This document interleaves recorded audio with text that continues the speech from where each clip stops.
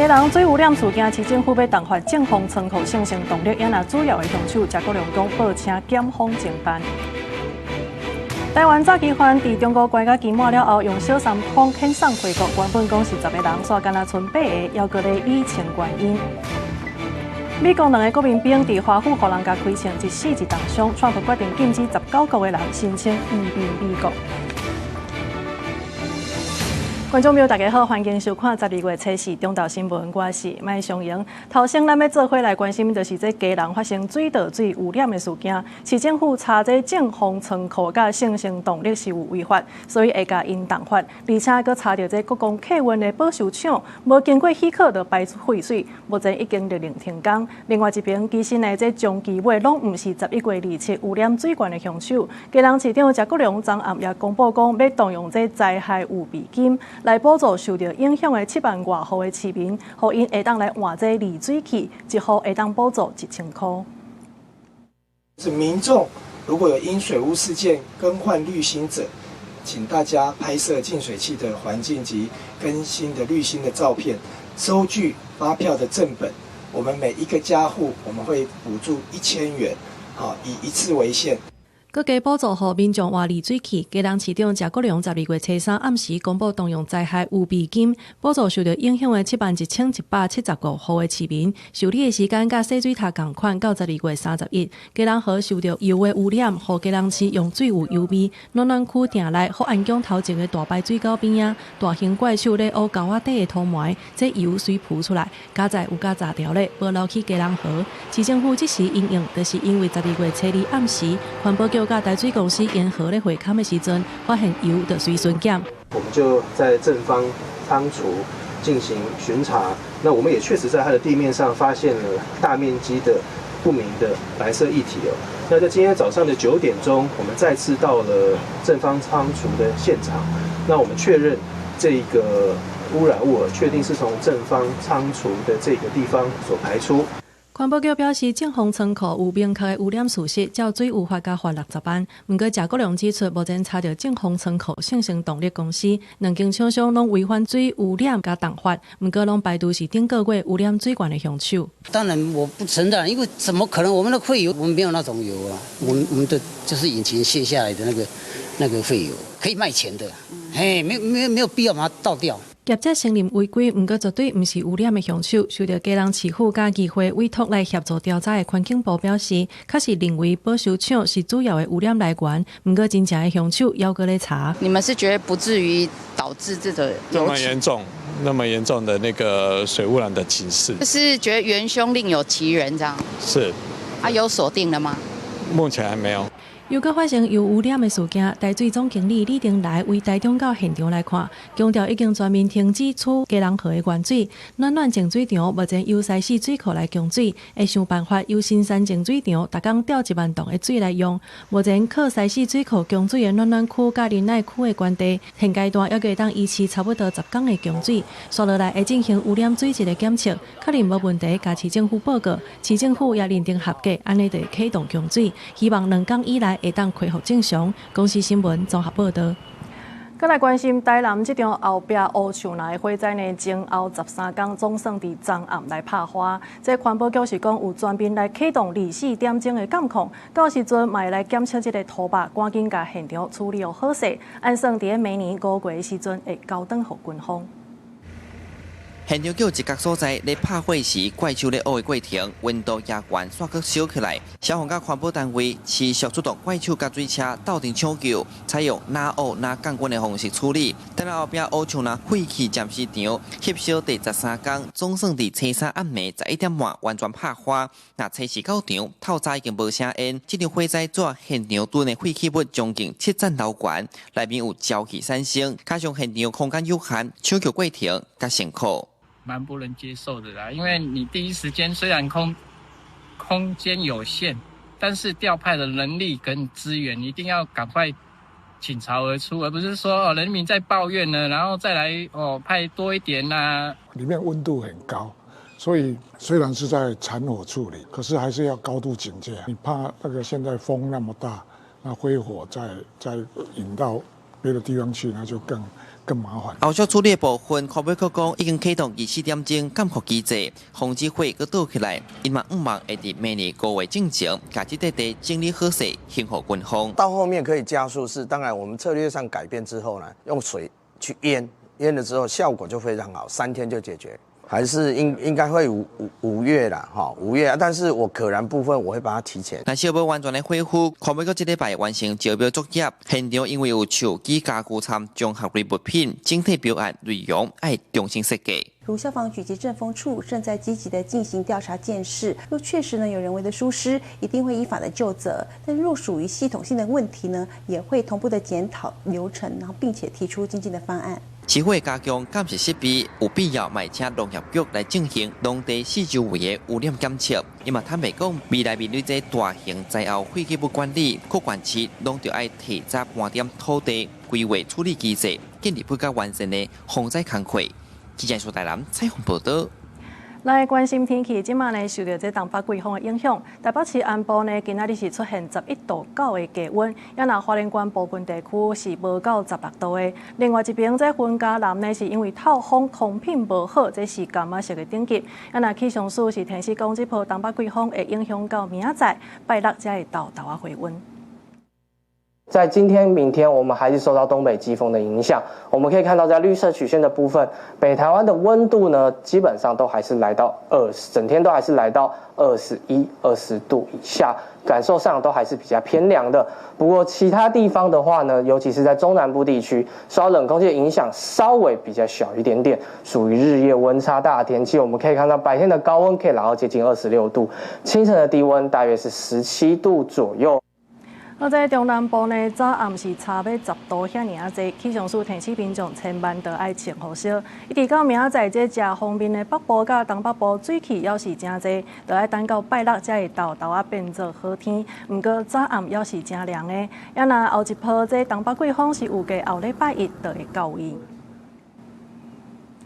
再来关心的是，这化妆品原料的进口商益丰公司呢，伊是进口这禁用的苏丹红，予13间厂商来做化妆品。这负责人是涉嫌诈欺的罪嫌，以30万来交保候团。有医师是表示讲，这苏丹红呢掺伫化妆品内底，会透过咱人的黏膜对人类呢是影响到健康的。所以呼吁这食药署都爱追查有问题的原料。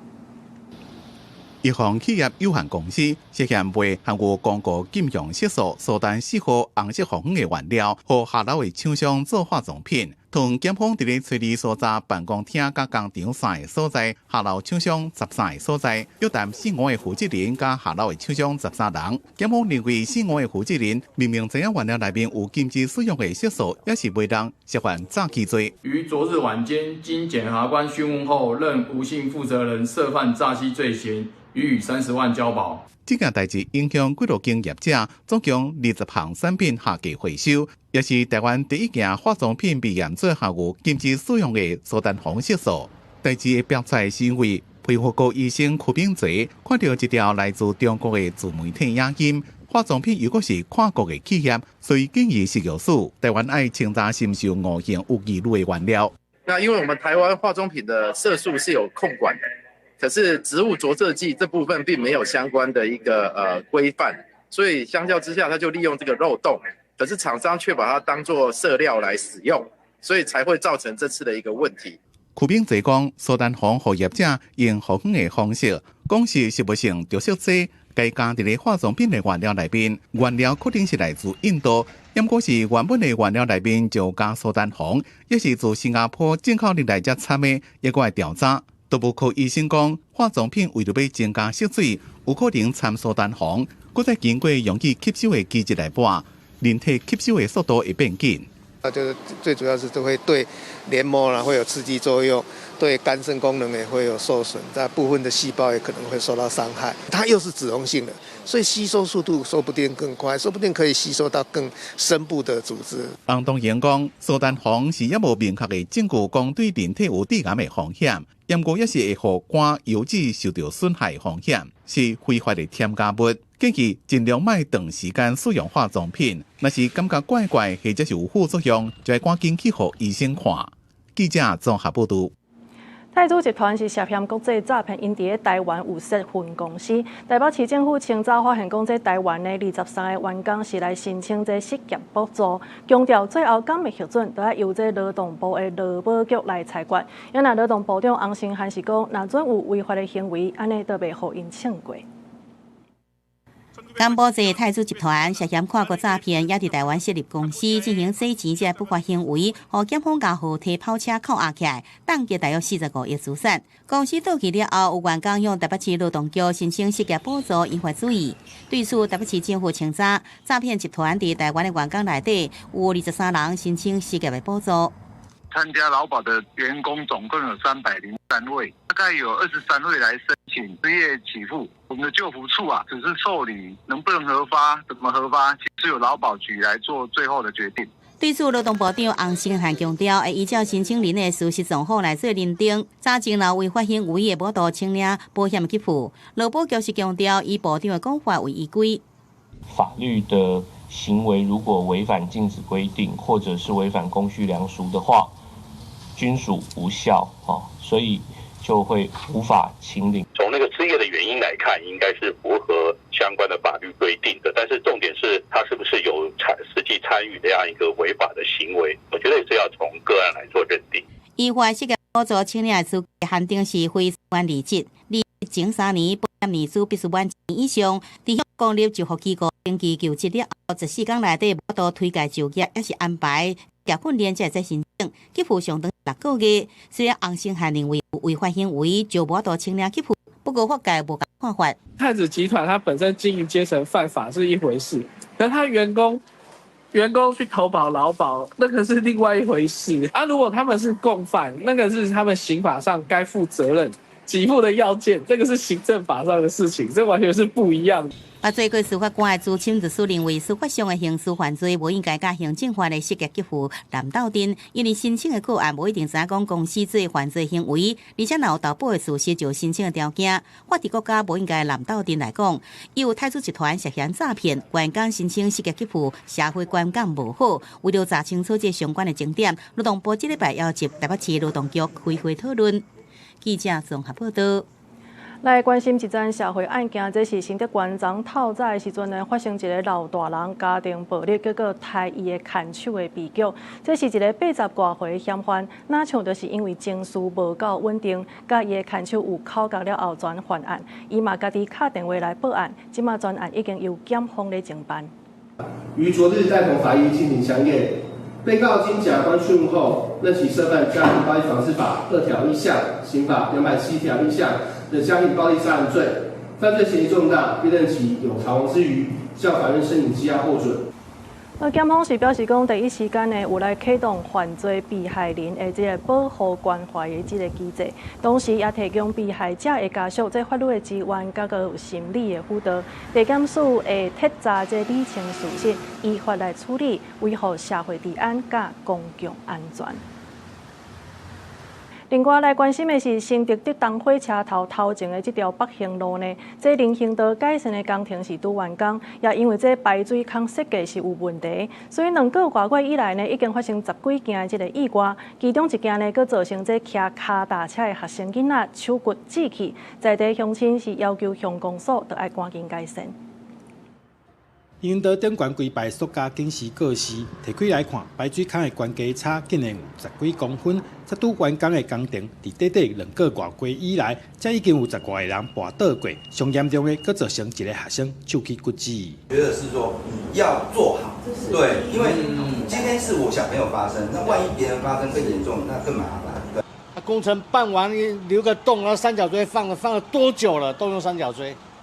不管人民死活，听说有高度居然相差了将近有15公分呢，居然跟路面相差15公分，而且就在马路旁边、人行道旁边，这个是很不可思议的一个东西竹东火车站头前的北行路人行道改善工程，全长大约1.8公里，顶共有上百个排水孔，造成侪人受伤。竹东镇公所表示，除了会负起责任以外，也已经要求厂商要赶紧改善现场的这个排水格栅的这个孔洞的部分，我们也立即责成了施工厂商，赶快将这一个排水水格栅部分赶快加封哈。那我们不希望再有下一个有发生这样的一个意外事件。那我们也限期厂商必须要在12月中旬之前必须要完成所有的排水格栅的一个施工改善作业。电工所指出，目前工程也未验收，会要求厂商伫排水孔和栏杆尽量甲边仔切好平，希望民众一个安全的行路空间。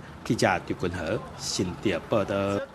再来看，这警方已经开始咧用毒品喙烂快胎来掠这假毒塞车，无到2礼拜的时间，全台湾都掠到241件。毋是爱罚钱，而且阁爱吊销驾照，甚至是有可能犯到公共危险罪，也就是讲上重呢是有可能爱关到3重的。当民间呢也有发起联署，呼吁爱阁加重处罚，而且也爱建立这高风险驾驶人的资料库。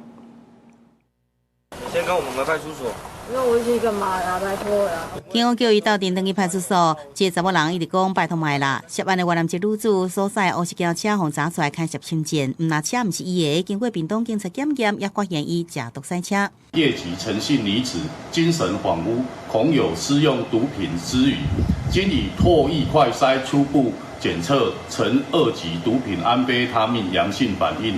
那外籍人士涉嫌假毒塞车，新北市有10人假毒了后开车出去8分钟，就抢王顶弄死骑车的人，进前互检方起诉。就例假毒塞车弄死人互起诉案件，去年有21人，警告有几千人涉嫌假毒塞车互以上。尽警方伫发现有毒品快速的检验器材了后，其实拄到未少塞车的人想要释法，先过节检测。会要求一直喝水，一直喝水，一直喝水。那其实他就要拖延这个时间了哈。我们会告知他，你这个喝水。跟你检测的值不会有影响，那如果你再刻意拖延，就可能有拒测的状况。那取缔件数的部分，还是以北部的都会区取缔件数较多。用喙烂检验是不是假毒？实施了后，今日台北市8家已经处理41件，负责检测1件；新北市是2礼拜掠到121件，负责检测11件。全台假毒塞车无2礼拜警告241件，罚金额是2000万。甲以往比较，处理假毒塞车的人数增加，人伫短时间内有增加真多。终于把这个脓包戳破了感觉所以呢，我觉得短期内呢，应该这个案件量的增加是可以被预期的。我不认为他有办法能够100%的做好未来的所有查缉工作。最重要的还是要推广这种我们的这个离毒。假毒塞车尽管无造成事故，也可能牵涉公共危险罪，处3年以下徒刑，要罚款。吊销驾照才行政法，也毋过假毒塞车问题原存在。有学者分析，就毒品快速检验，加减有吓阻的效果。不过要安怎降低假毒人口是无用忽视，民间是发起联署加重罚，并且建立高风险塞车的人的资料库，卖互假毒塞车继续真做道路，稳重的失手，亲像无定时的炸弹，危害社会。记者综合报道。再来看这高雄的教育界竟然标出拐人投资的代志，这是一个姓区的查某人，伊是做这国小的家长会长，也毋过呢，煞透过人脉拐人来投资伊的公司。受害者是有医学界，也有企业界的人士，总金额已经超过20亿。即马高雄检警呢是来发动敲催，也毋过这个姓区的查某人早就已经浪港出国去啊。高雄三民区一间国小的家长会长洪逼出，利用家长会人脉拐人投资其的公司。姓区的查某人去年9月开始担任国小家长会长，因为做人海派交际手腕好，用逐个月20%、30%的利息回报城人投资。拄开始受害者拢有摕到钱，大家食好斗相报，一个看一个，一直到今年的6月底，找无姓区的会长才知影代志无啥对动。现在有这些东西嘛，刚刚做喊的啊，不应该这样子吧？1个多月前就知道这个消息啦，那时候听到的是说，有校长受害，而且那个金额可能在几百万这样子。他在那一段时间向学校请辞，是用讯息的方式，因他个人的问题，那他就是呢没有办法再继续担任。校方表示，姓区的会长原底任期是到9月，伊6月底申请时，所落来就找无人。目前学校无老师受害，不过家长会成员有2位。根据了解，除了教育界以外，姓区会长阁有透过一名山球教练看线，熟悉企业界、医学界的人，说因投资，起陆续有人收到钱去报案，才有愈来愈多受害者跳出来情况。初步估计吸收的资金超过20亿。高雄地检署表示，目前山球教练已经交保，不过姓区的被告也未找到人。10月间执行搜索，邱姓被告于本署接获情资前已出境弃位归国，将循相关途径予以追缉。目前了解到受害者有退休校长疑似冒好家人的太太，投资的金额对几百万甚至上亿拢有。社区的会长今年囡仔拢对学校毕业，敢若是早早就将后路拢想好势。6月提早辞职，7月人就出国走甲无款遐。检方表示，将会透过相关的管道早日将人找到。记者柯家朱、邱阳、高永昌报道。为着要阻挡这中国为咱的东部入来，其实咱的国军呢，捌伫30当前是踮基本的海沙堡来演练。那即届这演练的区域是头一届刷去到太麻里溪的出海口，毋但是开出新的射击场，也来展示咱国军的战斗力。透早6点外，国军第2作战区伫台东太麻里溪出海口火炮实弹射击演练，国营编制机前向海面可能的敌军射击。了后，迫击炮、榴弹炮加 M6 防战车也展开对海边射击，场面亲像是真的共款。第一天刚开始的时候，就是突然觉得窗户在震动，然后我那时候想说，请问战争是开打吗？然后我就赶快醒来。第2作战区伫太麻里溪出海口的实弹射击演练，原本定伫11月，暗过受风台影响，延到这个月初2开始。此时演练特别邀请在地平日代表甲民众参观，大家看到国军展示各种火炮射击，除了感受战场的震撼，也对国军的防卫战力感觉真安心。我们军人还是有这种防卫的这种水准。国军战备需要，我们都需要支持他。这摆国军伫太麻里溪出海口的射击演练，甲前一摆84年日本海堡的汉光演习实弹射击计30年，也是第一摆伫太麻里海堡演练。陆军表示，这摆成果成功开东部新的射击场，也展现第2作战区实战化的训练成果。记者综合报道。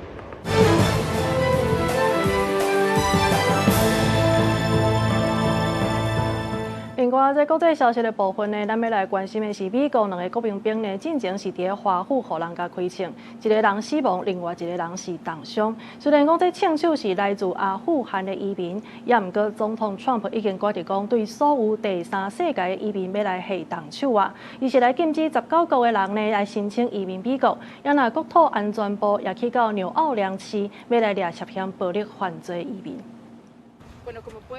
大批全副武装执法的人员伫纽奥良郊区巡逻，附近的居民徛起厝顶，看毋是势，赶紧上车离开。这是美国国土安全部上新一波的行动，要抓涉嫌暴力犯罪移民。美国总统川普按算要派国民兵去这个全美国西裔的居民比例上悬的城市。联邦当局锁定的，也阁有明年所在州的索马利亚的。1991年，索马利亚爆发内战，民众出走。了后，真侪人伫咧美国宗教团体协助之下，迁徙去这个气候真寒、劳动力欠缺的州。长久以来，在地社区之间问题未少，散车甲技师称在互这的移民，加做基金组织吸收的目标。川普即马要甲这的非法的移民赶走，而且阁不时大声批评头一个非洲的国会议员在来索马利亚的移民。Look at their nation. Look how bad their nation is. It's not even a nation. It's just people walking around killing each other. Look. These Somalians have taken billions of dollars out of our country. 进前明尼阿波利斯市长捌批评川普的言论是违背美国人坚守的道德，不过川普无咧惊伊，颠倒佫讲索马利亚是全世界上无好的国家，为遐来的人应该为美国死出去。而且伊佫讲到民主党女性的众议员奥玛，甲美国前总统奥巴马。A lot of it starts with Barack Hussein Obama, because that's when people started coming in. We've seen him call African nations as shitholes, and so it's not really surprising. 在感恩节期间，北港附近发生2个国民兵去用枪击的事件，嫌犯是为阿富汗来移民。这个事件让川普决定要暂停受理为阿富汗、缅甸、海地甲伊朗来等19个去用认定是高风险国家移民的申请。北港拜二发布这个备忘录。嘛明定会针对拜登总统时期已经进入美国这个国家的移民，严格审查因已经获批准福利的申请。公司新闻欧洲梅编译。再来看，在去年12月初3的这个半暝呢，韩国的前总统尹锡悦是雄雄来宣布戒严，无偌久，佮随后国会甲撤销去，这是引起真大的风波。到今呢已经满一冬的时间去啊。现任的总统李在明是宣布，甲12月初3定做是国民主权日，全国放假一天，也强调会对当当时支持戒严的官员追究到底。 빛의 혁명으로 탄생한 국민주권정부는 우리 국민의 위대한 용기와 행동을 기리기 위해 12월 3일을 국민 주권의 날로 지정할 것입니다. 2024年12月初3半暝，迄当阵的韩国总统尹锡悦主张，以共同民主党为主的在野党已经正在受北韩影响的反国家势力宣布紧急戒严。不过国会是宣告戒严无效，早期除了追究官员的责任，尹锡悦在2025年1月到4月也被逮捕并且弹劾下台。但是尹锡悦政府的恶梦也未结束，包括伊本人也看守警检司。戒严迄当阵的国防部长金龙宪，也个迄当阵20几位政府官员拢被逮捕起诉。 친위 쿠데타 가담자들에 대한 엄정한 처벌은 그 시작입니다.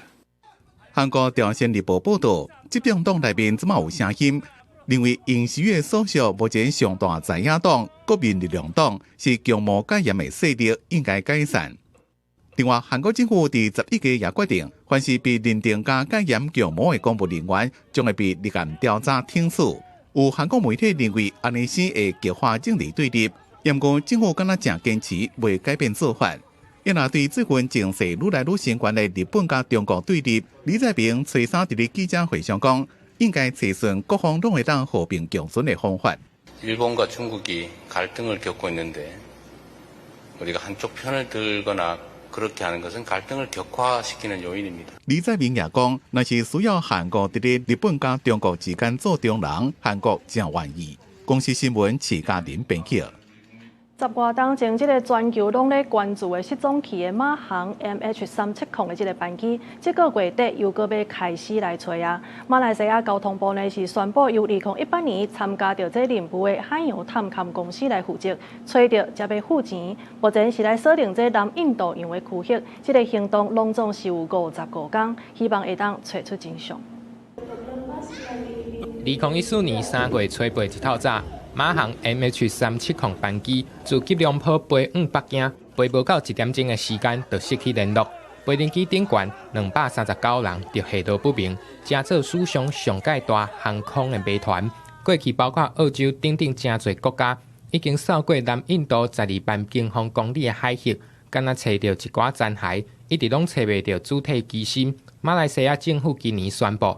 要过来和英美合资的海洋探勘公司武汉海洋再一届来合作，12月30开始会登到印度洋一带15000平方公里。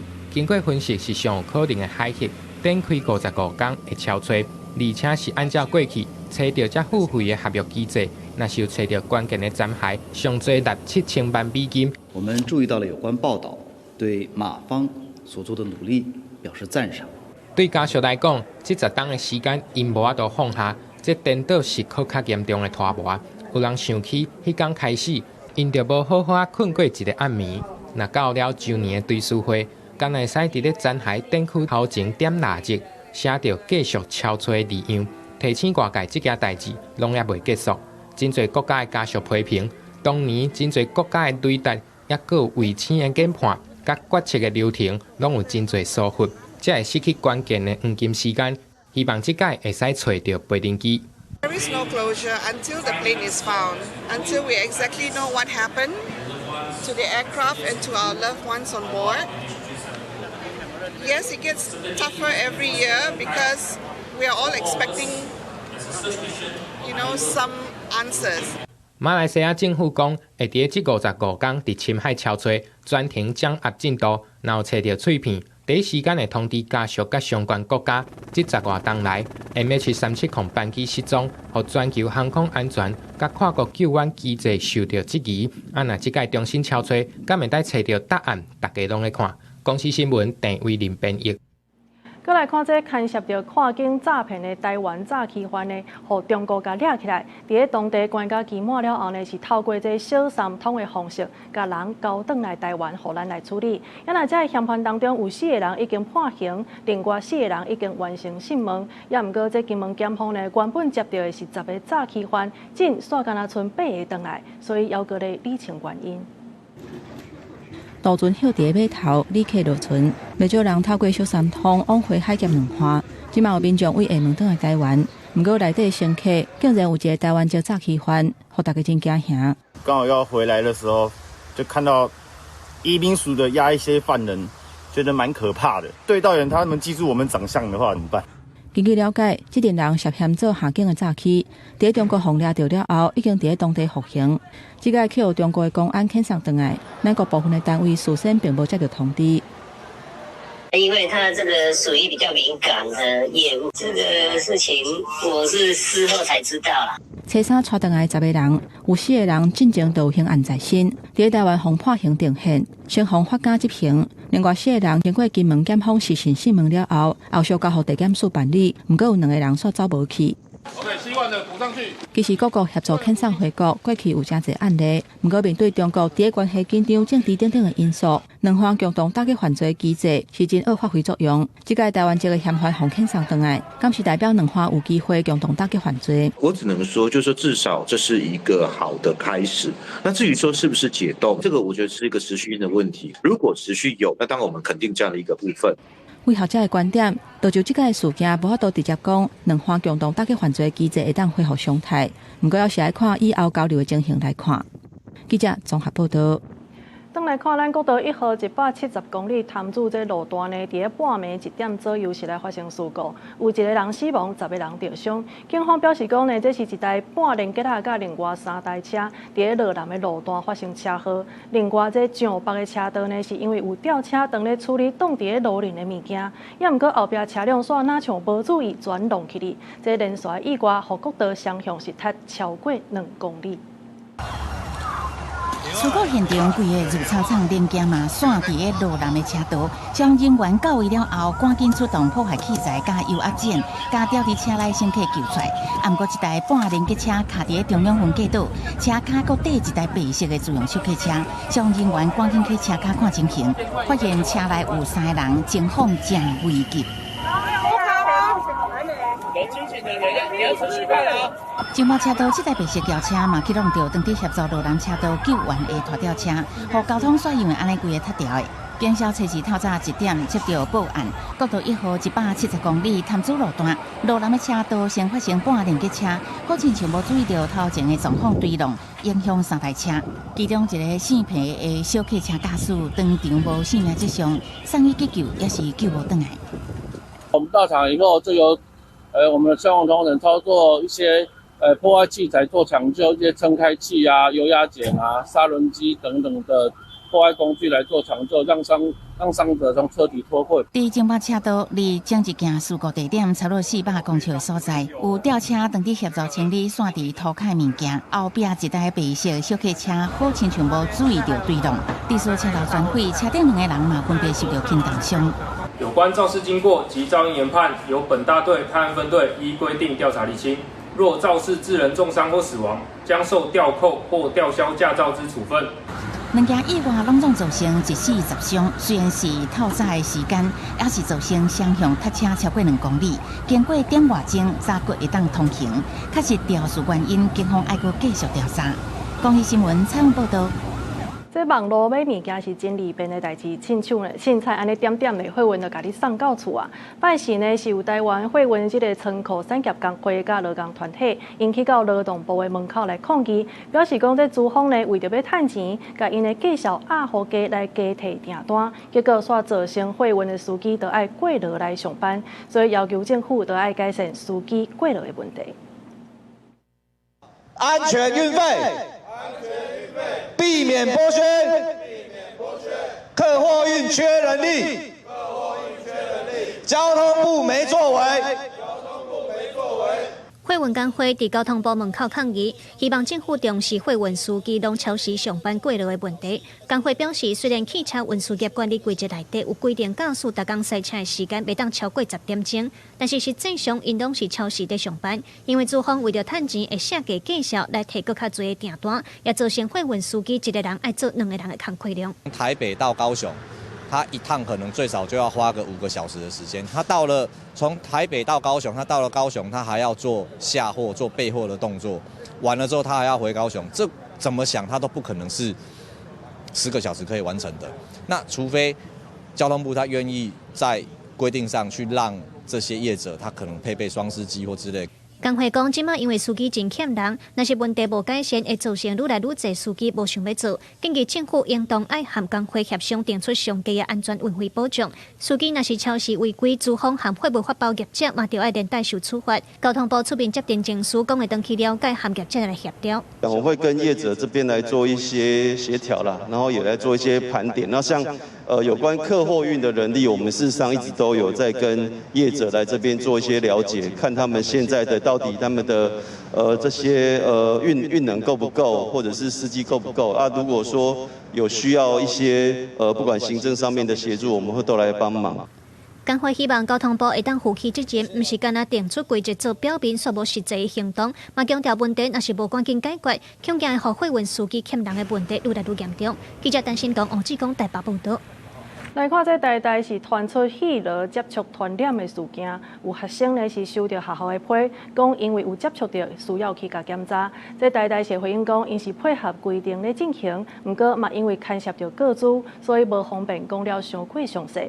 因来台北市卫生局是回应讲，目前呢是当咧确认人数，疾管署表示讲这是单一的个案，毋是群组感染。拍开有名社群软体，有台大学生发文，敢无人知影这是倒一个课？佮讲家己伫大学了，已经被通知第二摆。学生佮提出学校保健中心要件，内容是因为符合气流接触者标准，为了健康一定要接受卫教、电工甲抽血检查。他也没有实际告诉你说，你是哪一堂课有触碰到或者是接触到就是确诊者啊，对吧？所以其实他这个资讯也都不是很完整。看到那个还是想说顾虑一下，会戴口罩啊，在外面可能就通风就还好。台大学生表示，有放射校园技术气流接触传染事件，毋过唔知感染源为倒来。台湾大学回应配合卫生主管机关规定进行气流相关防疫措施，因为防疫措施牵涉构筑无方便说明细节。台北市卫生局回应，确认人数确诊当中，依照气流防治工作手册进行接触者扩列，苦路接触者检查方面，一个学校场等所在合作安排接触者集中检查卫教。关署证实已经压这个案件，由台北市卫生局甲学校共同接处理。事件是但是确诊个案，毋是校园群组。我们所得到的讯息是单一个案哈，那所以也都按照疾管署的结核病工作手册进行相关的一个防治作为。就算感染到了，因为我们身体的免疫力就会把结核菌把它消灭掉，除非是免疫能力比较不好的病人感染到以后才会发病，那个几率不是很高，所以我觉得应该不用为了这样事而太过惊慌。医师指出，气流主要是透过喙脓球传染，若挂喙暗就用预防。加上接触者无一定有症状，除了出现咳嗽、胸卡嘛杂这症状，都要赶紧去病院看医生。记者综合报道。屏东里港的警方呢，顶个月是来进行打击诈骗的专案行动，拢总是抓到6个集团44个嫌犯，其中阁有4海帮的成员。这个成员呢，伊是伫咧警方要抓人的时阵，竟然开窗啊，对3楼爬到2楼，阁跳落去1楼，毋过落尾也是互人家掌着。另外，其中这12个嫌犯呢，罪嫌是真重大，法院全部裁定羁押。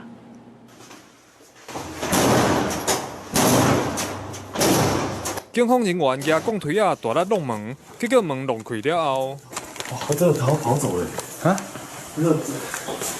看到落地窗开，发现嫌犯走去啊，调外面的监视器看，才发现这名嫌犯骹手阁真溜咧，竟然是家己开窗啊，沿大楼的壁边对3楼先爬到2楼，再对2楼跳落来1楼走去。这名查甫人是诈骗嫌犯，最后也是被警方抓到，移送法办。依法逮捕，你先听我讲完。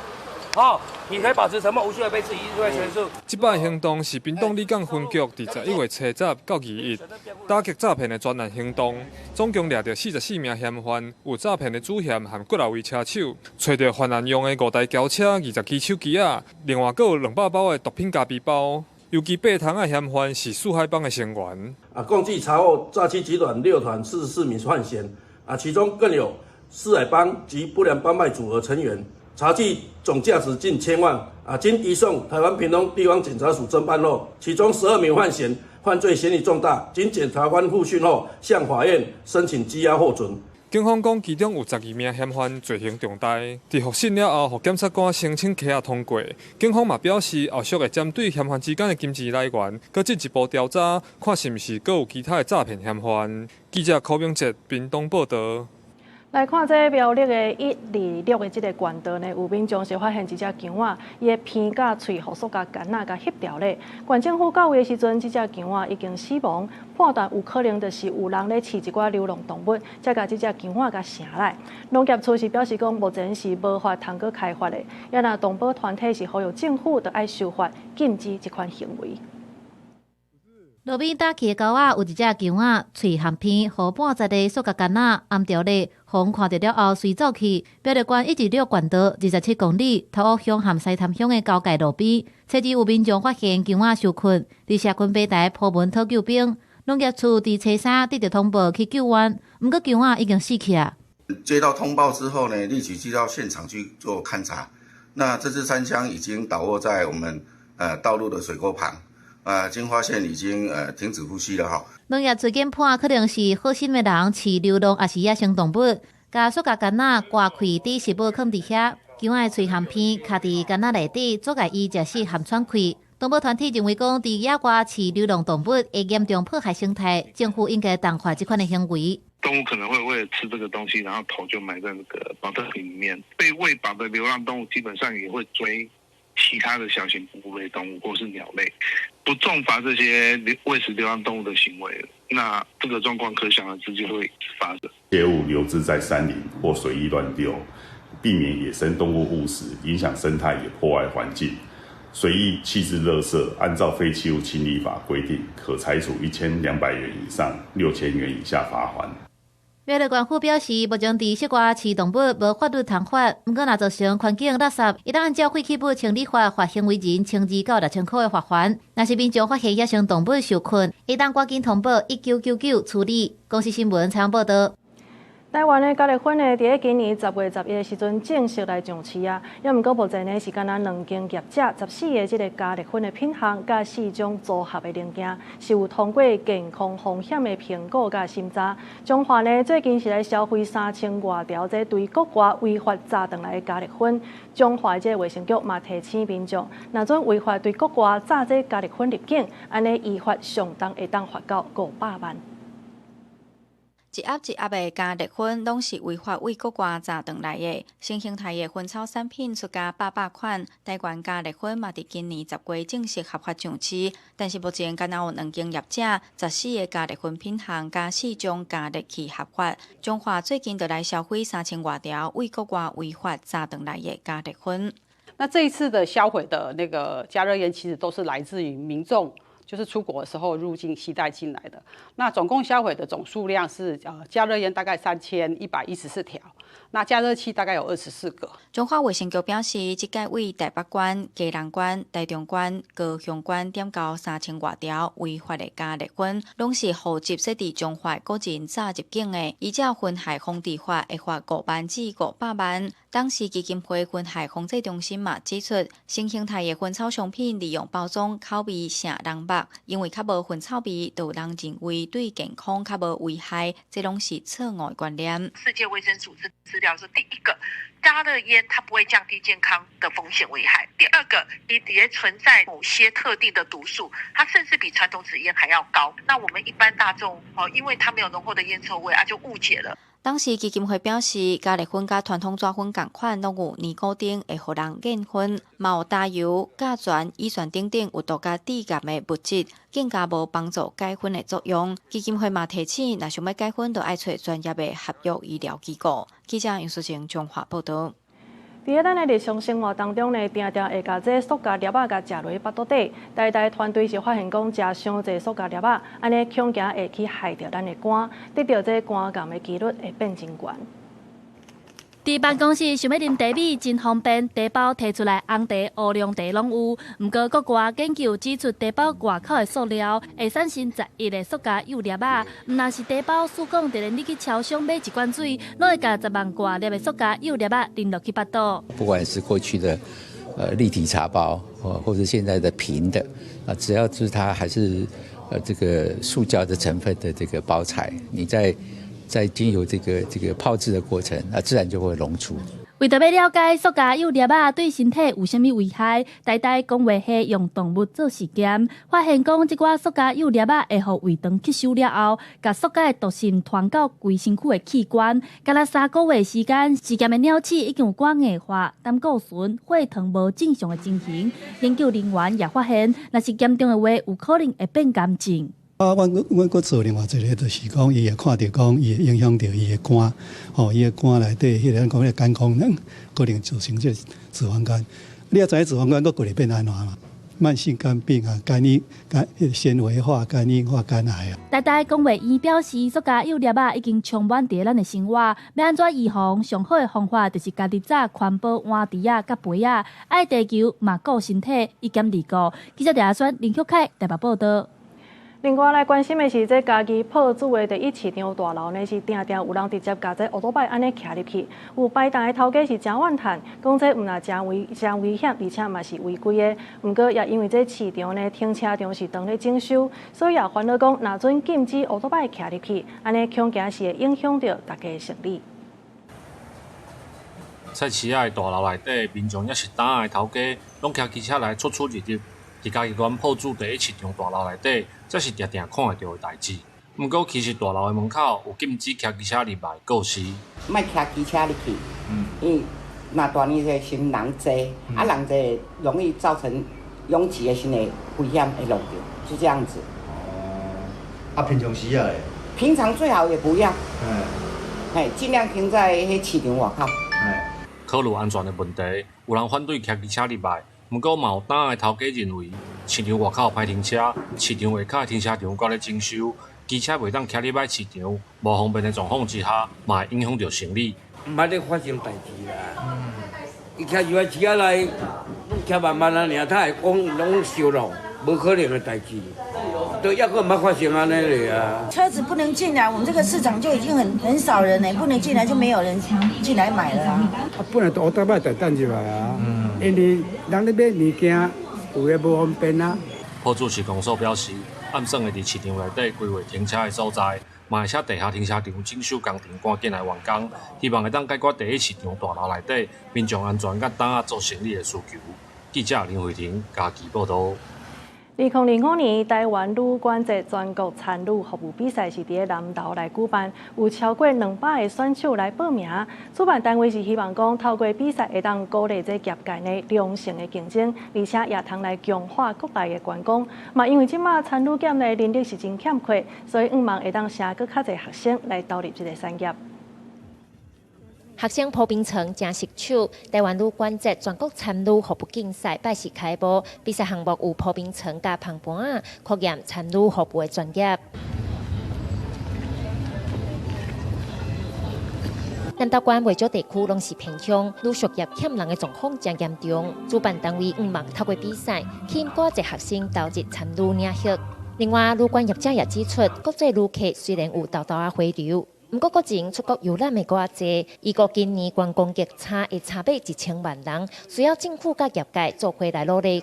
在我们偏乡观光区，我们距离很多城镇、乡镇很远，导致我们要一些在地的人力老实讲，真的是应征不到。入境跟出境的相差将近有1000万啦！咱来参这个国家也好，业者也好，大家共同努力来达成。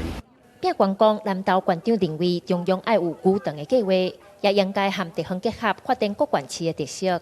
在地方的活动上面，季节性的也非常的多。那中央不是做单向投递的宣传，而是要跟地方政府结合起来，发展各个县市政府的特色。中央我们这边或许会明年会有很多的推行的活动。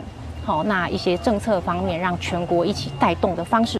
交通部观光署表示，明年中央会有活动政策来推广地方的特色，也甲地方政府观光业者、相关业者做伙推萨过来旅游。另外，针对产旅业欠工的问题，今年外籍实习生来台湾实习时间也最原本1年，延长到2年，希望会当增加人力。记者辛平仪南投报道。总统直选到今年呢，已经满30冬啊。咱台湾头一个民选的总统就是李登辉，伊任内上界大的贡献就是推动台湾的民主化。一寡台派的团体今仔日是来开记者会，伊讲这台湾对外讲是民主国家，也毋过到当年煞还阁无相关的民主纪念馆，所以呼吁政府得赶紧来设立，甲这台湾对威权走向民主时期一寡重要的官方文件变作是公共的资产。已经过身的前总统李登辉是台湾1996年第一任民选的总统。第一任内上大的贡献就是推动台湾民主化。李登辉和美国新闻周刊合作民主先生。今年是总统直选30周年，真侪台派团体开记者会指出，台湾敢若有纪念独裁者的纪念堂和园区，却无民主纪念馆。因认为李登辉的民主贡献是研究台湾民主化的公共资产，呼吁政府赶紧成立李登辉总统图书馆。恁都讲台湾是自由、民主、人权、法治的国家咧，啊，恁那我都用阮一个杀人魔放在恁的首都，啊，大家若去你内底参观，拢爱这个头拢爱压关关。台湾长期面对中国的渗透和武力威胁，台派团体认为，虽然赖政府有决心要加强国防的战略，不过以台湾做基础的文化和政治战略，也阁真无在。应当透过国家级的总统图书馆，完整保留李登辉遗留的民主资产，以民主台湾去对抗封建的中国。面对到中国所谓同文同种、两岸一家亲的这种民族主义的框架，我们是需要一套强力而且基于台湾主体价值的反制叙事。设立李登辉总统图书馆，它可以保留历史的记忆，让全世界深刻理解台湾如何从威权独裁的体制，成为一个强韧、进步而且拥抱普世价值的自由民主国家。在威权转型的过程之中，教育常常是第一线的启蒙力量。李登辉图书馆的成立，使台湾拥有一个可供学生、教师与社会大众共同来学习的公共平台。成立图书馆是前总统李登辉的遗愿。台派团体认为，目前上大的困境就是政府的决心和意志无够，因希望透过李登辉总统图书馆的设立，通甲台湾对威权走向民主时期重要的官方文件和历史变作公共资产和民主转型的研究基地，嘛通让每一个现代的台湾人了解民主的重要性。记者卢尚如、郑准由台北报道。要那下晡半的天气到底是如何呢？天气玻璃仔带大家做回来了解。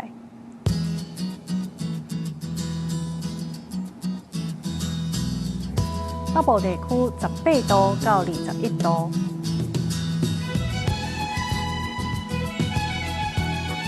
中部地区是18度到25度，南部地区20度到26度，东部地区是17度到21度。那外岛地区14度到21度，也个未来3天的气象。